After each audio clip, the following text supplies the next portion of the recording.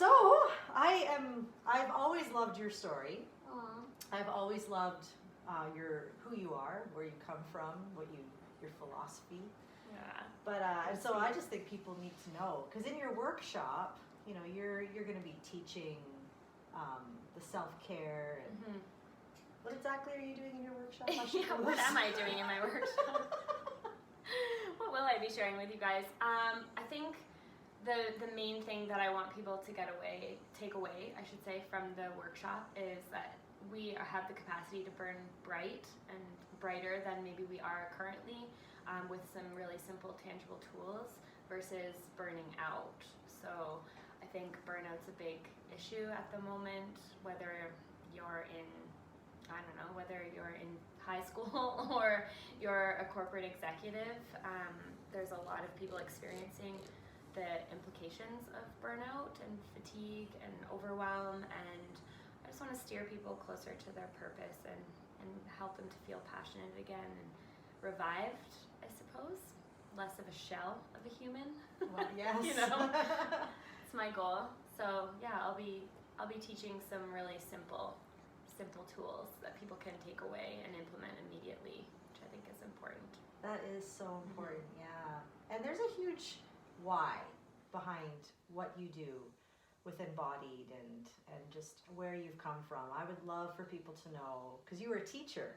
I was a teacher. You have to tell us about this, because this really moves my heart. Oh, thank you. Yeah, I was a teacher for many years in Australia, and then I don't know, throughout my experience as a teacher, I love the kids. I love impacting them in a positive way and loving them and caring for them. But the one thing that was really discouraging at times was the culture of school and the toxicity within the school environment. Again, people were experiencing their own personal issues, the teachers, the admin, the kids even, and then that would create this like downward spiral of problems.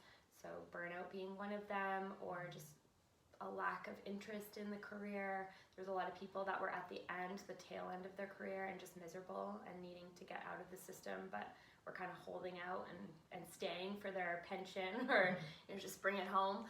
And I found that the gossip and the lack of autonomy in school settings at times really was difficult for me. I didn't want to feel powerless in what I was doing, and I didn't want to be told all the time what I was doing. I was thinking about this conversation this morning in the shower actually, and I was like, yeah, certain institutions like schools require you to jump through a lot of hoops, and I'm not a hoop jumper. So as my time went on, I was like, how can I make this different? How can I better the system? How can I better this environment? How can I bring what I really love and what I adore teaching, which is the social emotional learning, the I don't know, like the deeper stuff, the internal learning. How can I make that more accessible to teachers, to administrative personnel, to the kids? I remember getting in trouble as a teacher because we had one student who stole a pencil from another student, and so I actually took that incident and turned it into like a huge lesson for the afternoon. And I remember my principal coming in and asking me questions like, did you get this part of the curriculum completed? Did you do this? And I said, actually, no, we talked about stealing for almost 3 hours. And he just thought that was so absurd. And why would I ever waste time having those types of conversations? And I think that the most learning and the deepest learning comes from these raw conversations and being in the present moment and addressing what's really there, versus always looking to create some performance-based result, I guess. Yeah. If that makes any sense. Oh, it sure does. Yeah, so I left teaching. I copped a lot of flack. Like, what about your pension? What about your benefits? You went to school for all these years. You're a school teacher, so good at being a teacher. And I don't know, I'm still a teacher. I'm an educator. I just do it in a different way. And I'm perfectly okay with that. So, yeah. I love it because you saw that this wasn't working for you. I've told my kids many times, school, and for the teacher and the student, takes a measure of compliance. It just does. It's the way it is. and you saw that that's not who I am, and you took a really brave decision, and you jumped ship, which I don't think sometimes we realize how big that really is. I mean, I think about people who are in workplaces that they know it's not them. They know that they're sinking. And here's you as an example to say, if you're sinking, why live your life that way? Yeah, and don't get me wrong, I don't want anyone to like. Yeah, don't go quit your Don't job. go quit your job. Like, I saw Jess on this conversation jumping ship tomorrow. We take no responsibility for this whatsoever. And I also value and appreciate the education system. Yeah. I think there's a time and a place though for innovation and progression and change, and it's okay, and we can do it in ways that are really beneficial to the entire community, I suppose. And everyone needs to have a say in it. If we're going to create institutions like that we're working like laterally and collaboratively, then we all need to be part of the decision making, in my mind. Yeah. And that wasn't what I was seeing. So I took it upon myself to create a situation where I was leading my own life. And again, it's not an easy thing all the time, but I couldn't imagine 10, 20 years being that person that was just hanging by a thread, waiting for my exit interview, Like it just made me feel icky. Yeah. Well, and now I see pictures of what you do on Instagram, and I see you in Greece, doing these yoga by the ocean, and I'm like, sign me up. Totally. What you're doing is phenomenal. Thank Can you tell us a little bit about, because it's not just Greece, you do more than just that. We're going to Portugal in March, if anyone wants to come. Oh.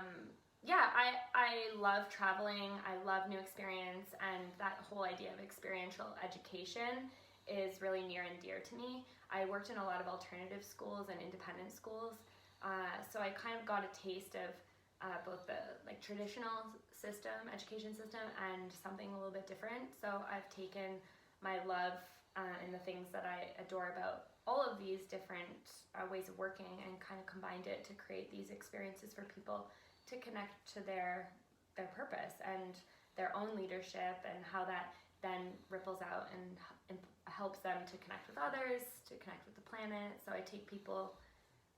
I'm pretty selfish, I must admit. I just pick places that I really want to go to. Well, most people want to go to the places pretty amazing. You want to go to. Yeah, exactly. That's what I think. And then we have a week of different adventures, and it's a conscious travel choice. So it's not just a holiday. You're walking away, again, with some really powerful tools to make change in your life if that's what you're looking for. You're being surrounded by people who are cheering you on and passionate and supportive and like-minded.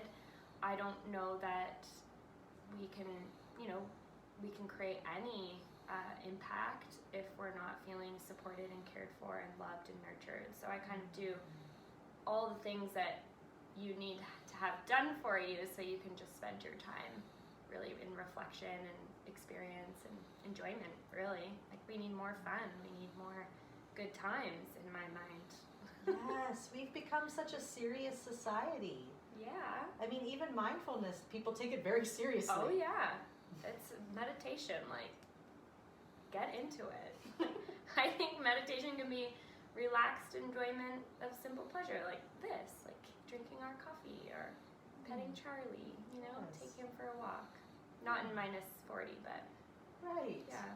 So bringing people together of all different backgrounds, similar to what we're doing at the conference, I think we get a really beautiful, diverse experience of humans, and learn a lot from people's stories and what they've been through and where they want to go.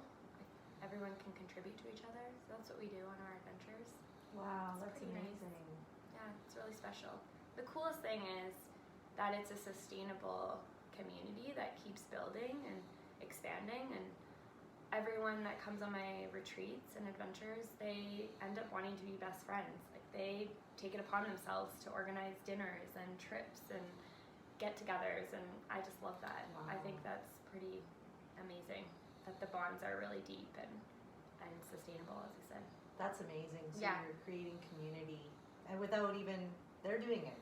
Yeah, I curate it. I'm the catalyst. I call myself like a connection catalyst because I think that that's what I'm really skilled at, is supporting people to connect to themselves and then increasing the capacity for connection in spaces.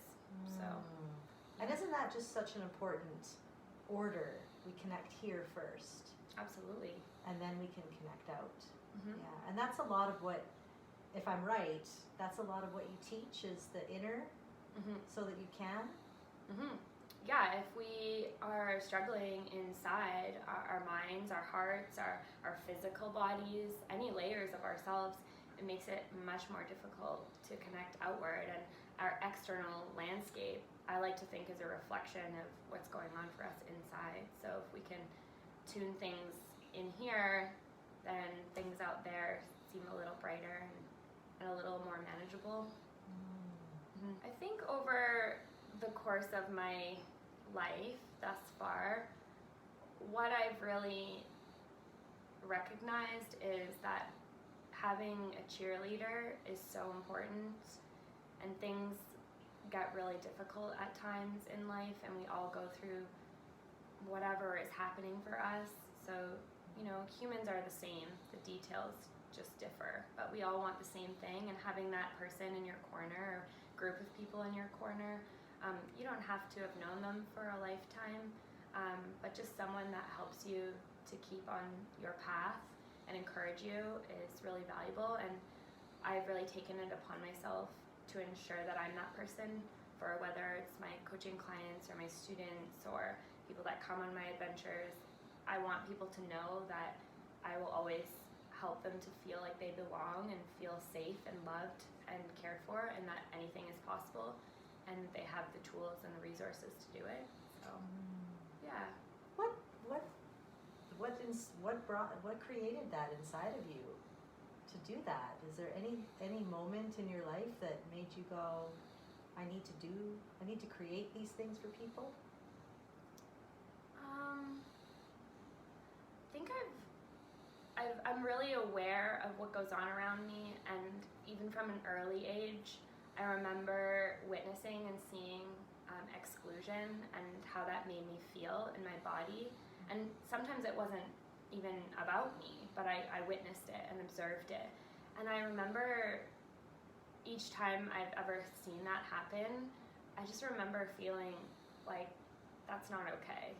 It's not okay that anyone feels alone, and it's not okay that we have like ministers of loneliness, and like it's wild to me that in this world people can feel so isolated, yet there's humans around us all the time, and so fearful. And I don't know, I never want anyone to feel that way.